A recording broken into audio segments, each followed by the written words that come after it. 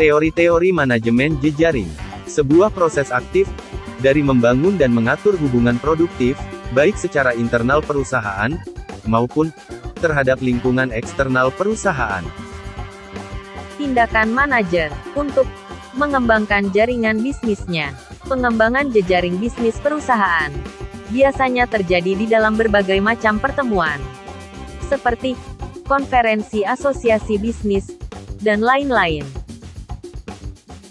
Manajer dengan jejaring yang luas mendapatkan posisi dan gaji yang lebih tinggi, promosi jabatan, profesional lebih mudah mendapat kontak, membangun jejaring kerja yang baik, hubungan dekat dengan konsumen akan menghemat, hubungan yang kuat dengan supplier akan menghasilkan biaya lebih murah, efektivitas dalam bisnis.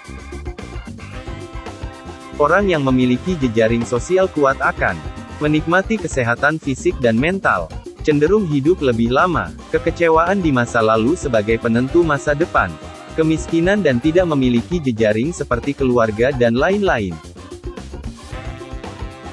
Mengembangkan jejaring bisnis dalam sebuah organisasi.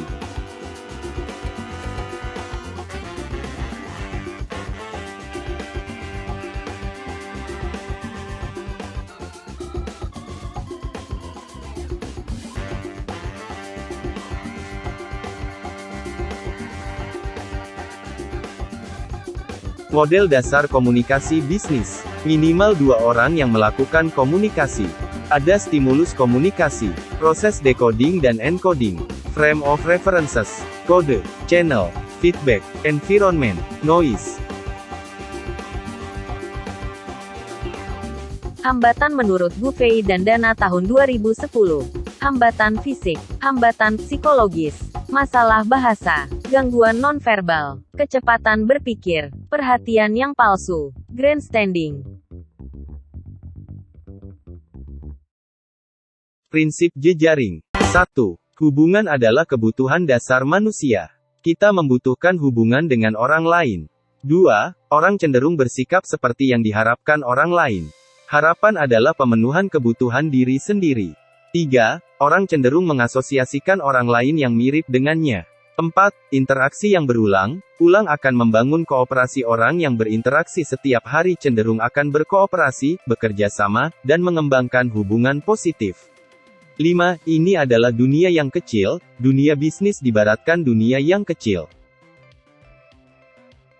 Menurut Hamilton, hubungan yang berkualitas dengan jejaring akan mendukung kesuksesan organisasi. Cara-cara menjaga sebuah hubungan versi Hamilton. Pertama, membuat harapan yang jelas.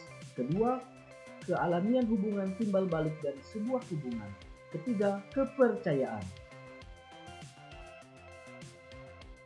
Hambatan-hambatan dalam mengembangkan jejaring. Versi Nour. 1. Tujuan yang membingungkan. 2. Tidak ada rencana dalam hubungan. 3. Tidak ada tujuan dalam sebuah hubungan. Teori Pepers dan Rogers, tahun 2011. Pentingnya membangun hubungan jejaring yang baik dengan konsumen, karena tanpa konsumen, sebuah bisnis tidak akan dapat berjalan. Konsumen merupakan sumber utama penghasilan perusahaan dan juga potensi dari konsumen tersebut pada masa mendatang. Sebuah perusahaan yang ingin membangun customer relationships yang sukses dan menguntungkan mengerti bahwa proses yang dilakukan harus fokus pada membangun value konsumen, tidak hanya pada pengembangan teknologi. Membangun hubungan dengan konsumen. Semua konsumen di seluruh dunia dan di semua segi kehidupan ingin dilayani secara individual dan personal.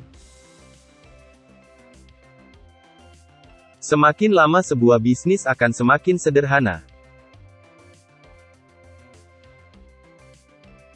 Perusahaan yang hebat adalah perusahaan yang bisa memperlakukan berbagai macam individu secara unik.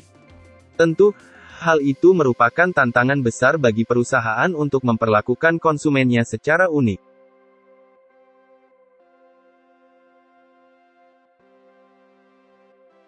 Perusahaan harus mengetahui seberapa banyak data identifikasi konsumen yang dimiliki oleh perusahaan tersebut. Untuk memperoleh data itu, perusahaan harus Mencari data inventory pembelian dari seluruh konsumen yang sudah tersedia dalam bentuk elektronik. Menemukan informasi mengenai identifikasi konsumen yang sudah ada dalam file dan sedapat mungkin dalam bentuk elektronik.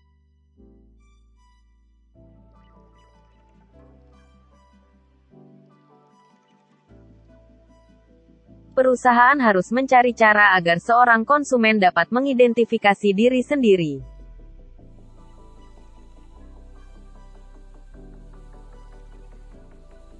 Ada beberapa data yang berkaitan dengan konsumen, versi Pepper dan Rogers, 2011, yang bisa diperoleh perusahaan, yaitu 1. Behavioral data, 2. Attitudinal data, 3. Demographic data.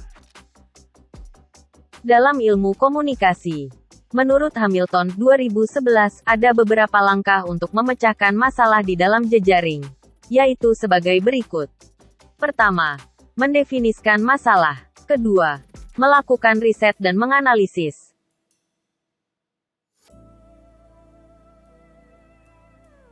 Ketiga, membuat daftar cek masalah. Keempat, membuat daftar-daftar alternatif. Kelima, mengevaluasi setiap alternatif. Keenam, pilih alternatif terbaik.